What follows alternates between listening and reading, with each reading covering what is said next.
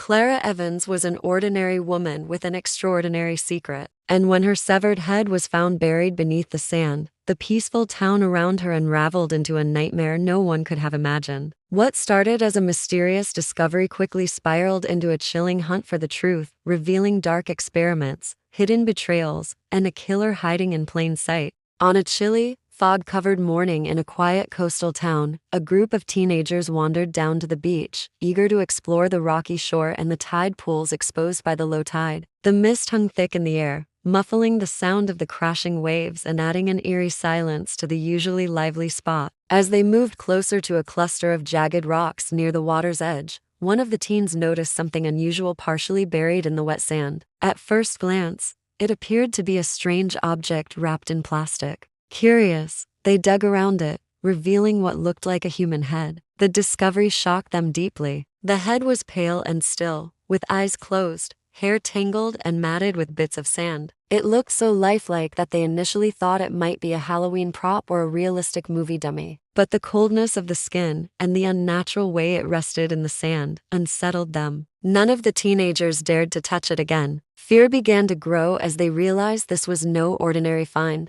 One of them pulled out their phone to call the police, their hands trembling. When the officers arrived, they too were cautious, at first treating the report with a bit of disbelief. They examined the head carefully, noting the lack of obvious damage or decay. For a severed head to look so fresh was highly unusual. The officers secured the area and took the head for forensic analysis. Meanwhile, news of the grisly find spread quickly through the town, stirring unease and curiosity. Local residents began to speculate about the identity of the victim and the circumstances that led to such a grisly scene. The police quickly searched for any recent reports of missing persons but found no immediate matches. It was as if the head had appeared out of nowhere. The head's preservation suggested it hadn't been there long, yet no one had seen or heard anything suspicious. Rumors began to swirl, some saying it was a message from a dangerous criminal, others whispering about dark secrets hidden within the town. As night fell, the fog thickened and the mystery deepened. Everyone waited anxiously for the forensic results, hoping to unravel the terrifying question hanging in the air. Whose severed head was this and why was it left on their beach? The forensic team worked quickly to identify the severed head, and after a series of tests, they made a breakthrough. The victim was a woman named Clara Evans, who had been reported missing nearly 3 months earlier. Clara had lived quietly in the town, known for keeping to herself and working at a small local bookstore. Her disappearance had baffled the police, as there had been no clear leads or signs of foul play until now. Clara's family was devastated to hear the news. They had hoped she might return, but the discovery of her head shattered those hopes. What was even more disturbing was that no other remains had been found. The head was the only part of Clara's body recovered, raising chilling questions about what had happened to the rest of her. The police began to suspect the crime was more gruesome and calculated than anyone had imagined. Forensic experts noticed something strange about the head. Despite being severed, the skin showed very little decomposition, which was unusual given the time since Clara's disappearance. It suggested the head had been stored somewhere cold or frozen for weeks before being buried in the sand. This detail hinted that the murder had been carefully planned, not a spontaneous act of violence. As investigators dug deeper, they interviewed neighbors and people who had known Clara. Most remembered her as quiet and reserved, with no apparent enemies or conflicts. However, a few mentioned seeing unfamiliar faces near her house in the weeks before she vanished, people who seemed out of place or watching the area closely. Some recalled hearing heated arguments late at night, though no one could say for sure if it involved Clara. The town was gripped by fear and suspicion. Everyone wondered if a stranger was living among them, or if the killer was someone close to Clara, hiding in plain sight. The police faced mounting pressure to find more evidence, but the absence of the rest of Clara's body made the case difficult. Meanwhile, rumors spread quickly, with wild theories about secret feuds, organized crime, or even cult activity. The discovery of Clara's head changed everything. What once seemed like a missing persons case was now a haunting murder mystery. The community was left unsettled, realizing that beneath their peaceful town's surface, something dark and dangerous was lurking, something that would soon reveal even more shocking truths. With Clara Evans' severed head identified, the investigation pressed on, but the trail quickly grew cold. Despite exhaustive searches on land and interviews with residents, no other parts of Clara's body were found. The absence of the rest of the remains only deepened the mystery, leaving investigators frustrated and the town anxious. Police scoured the beaches, forests, and abandoned buildings nearby, but each search came up empty. It was as if Clara had vanished completely, except for the grim token buried in the sand. The police turned their attention to Clara's personal life, hoping to uncover hidden clues. Her phone records showed that her device had been deliberately wiped clean just before she disappeared. All her messages, contacts, and photos vanished without a trace, suggesting someone with technical knowledge had erased the data to cover their tracks.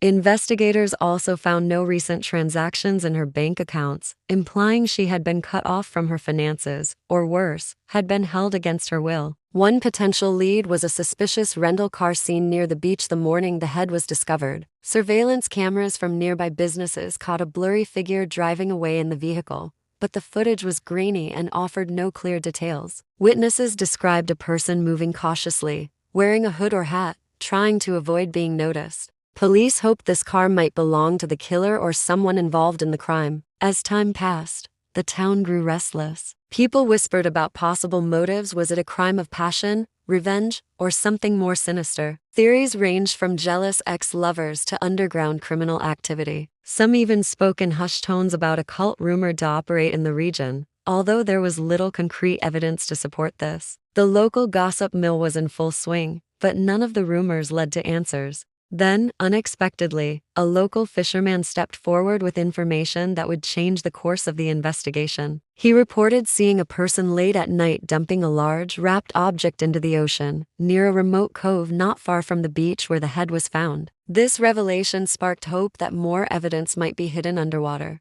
Authorities quickly organized a dive team to explore the area, knowing that the ocean's depths might conceal vital clues about Clara's disappearance and the grisly crime that had shaken their town to its core. The dive team arrived early the next morning, equipped with underwater cameras and specialized gear to search the dark, cold waters near the cove. The ocean floor was uneven and covered with rocks and seaweed, making the search difficult and slow. Visibility was poor, but the divers were determined to find whatever had been dumped in the water. Hours passed with nothing but mud and debris, until finally, one diver's light caught on a strange shape partially buried beneath a cluster of rocks.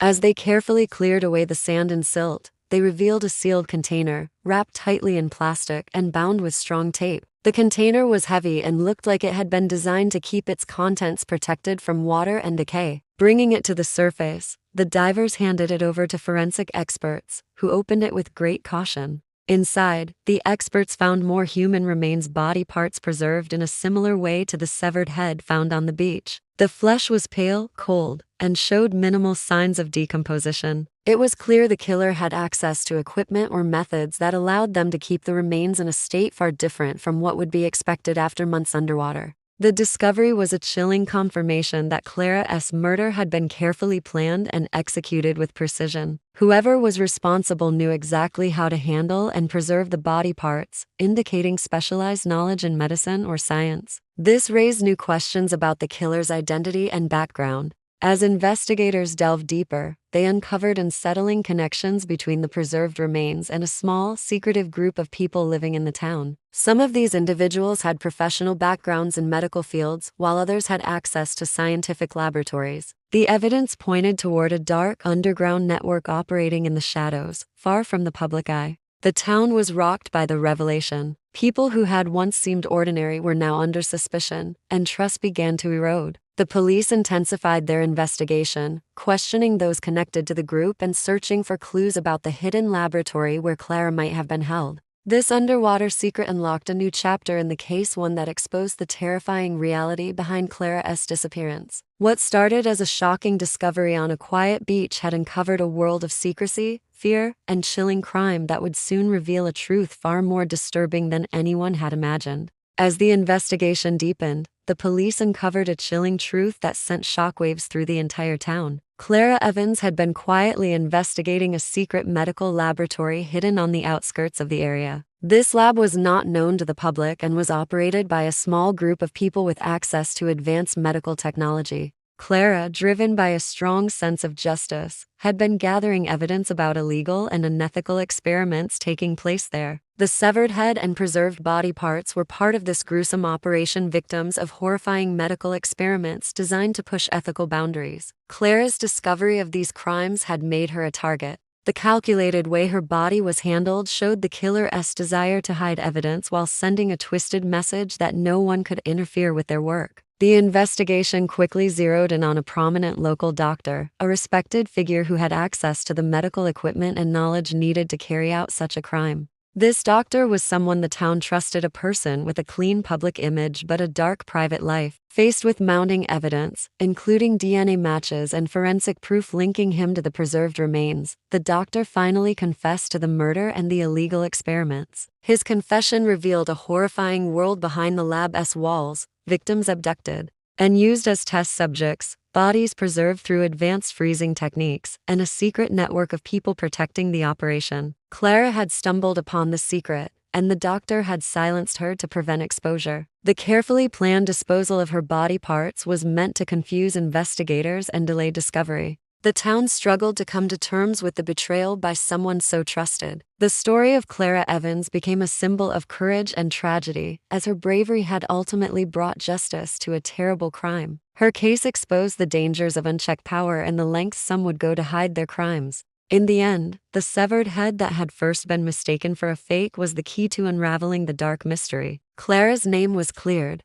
and the hidden lab was shut down. Though the town would never forget the horror it uncovered, it found a measure of peace in knowing that justice had been served. Thanks to the relentless work of investigators and the courage of one woman who refused to stay silent.